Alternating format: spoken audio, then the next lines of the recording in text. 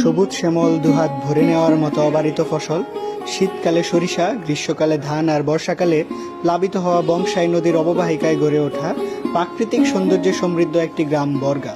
শত শত বছরের পুরনো ঐতিহ্য বহনকারী বর্গা গ্রামটি পার্ক ইউনিয়নের মধ্যে অন্যতম।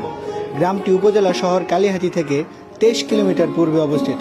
বর্গা গ্রামের নামকরণ সম্পর্কে সঠিক কোনো তথ্য জানা যায়নি, তবে ধারণা করা হয় ইংরেজ শাসনামলে কৃষকরা জমি বর্গা নিয়ে এই অঞ্চলে চাষাবাদ করত। সেই বর্গা নেওয়া জমি থেকেই এই অঞ্চলের নামকরণ করা হয়েছে বর্গা। নদীপথে যাতায়াতের সুবিধার জন্য প্রায় 300 বছর পূর্বে এই অঞ্চলে মানুষ বসবাস করা শুরু করে। নিজেদের নিত্য প্রয়োজনীয় পণ্য ক্রয় বিক্রয় করার তাগিদে বর্গা বাজার গড়ে ওঠে 150 বছর পূর্বে। পুরনো এই বাজারে তৎকালে অনেক দূর দূরান্ত থেকে মানুষ বাজার করতে আসতো। নানা শ্রেণী পেশার মানুষের সম্মিলন ঘটত এখানে। শুধু পুরনো ঐতিহ্যের দিক